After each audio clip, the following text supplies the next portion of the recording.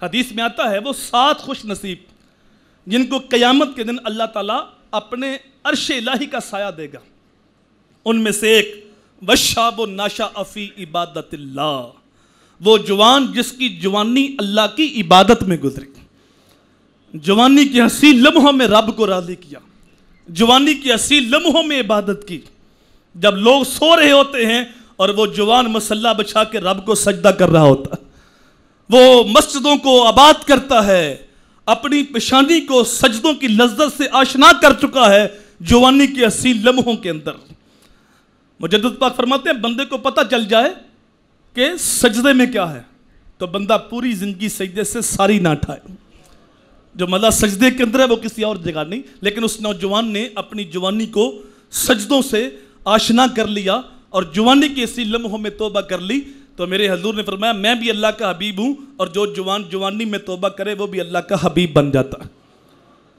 بعض اوقات ہوتا ہے کہ انسان توبہ کرنا چاہتا بھی ہے اور توبہ کرتا بھی ہے، لیکن توبہ کے جو حقیقی معنی ہیں وہ ان کو حاصل نہیں کر پاتا اور توبہ کی روح کو نہیں سمجھتا.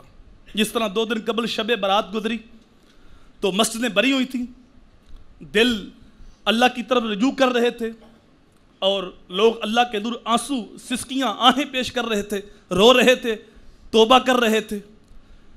چونکہ اس رات کے بارے میرے حضور نے فرمایا قوموا لیلہا وصوموا نہارہا، رات کو قیام کرو دن کو روزہ رکھو. تو کچھ خوش نصیب تھے کہ اس حدیث پہ عمل کیا، رات کو نوافل پڑھے، توبہ کی، دن کو روزہ بھی رکھا. اور کچھ ایسے بندے بھی دیکھے، آپ نے بھی دیکھے ہوں گے، وہ مسجد میں آئے نفل پڑھنے کے لیے، توبہ کرنے کے لیے، لیکن عشاء کی نماز کے بعد آئے کہ عشاء ہو لے بعد میں جائیں گے. اب عشاء کی نماز تو فرض تھی، اس کو اس نے اہمیت نہیں دی، تو نفل پڑھنے کے لیے آیا، نفل بھی پڑھے، توبہ بھی کی، اور صبح فجر کی نماز بھی نہیں پڑھی. تو ایسی توبہ کا فائدہ کیا؟ بندہ توبہ بھی کرے، گناہ بھی نہ چھوڑے.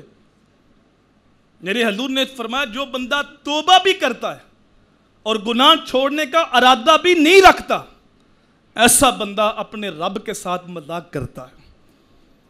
توبہ بھی کیے جا رہا ہے، جھوٹ بھی نہیں چھوڑ رہا، توبہ بھی کر رہا ہے، رشوت بھی نہیں چھوڑتا، توبہ بھی کر رہا ہے، سودی کاروبار بھی چل رہا ہے، توبہ بھی کر رہا ہے، نماز صبح کی نہیں پڑھتا.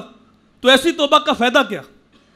توبہ تو یہ ہے کہ گناہ کو ترک کر دے اور عزم مصمم کرے کہ دوبارہ تو یہ ہوگا ہی نہیں، لیکن جب کبھی پھر شیطان کے ہتھے چڑھ جائے پھر توبہ کرے، مالک پھر معاف کر دیتا ہے.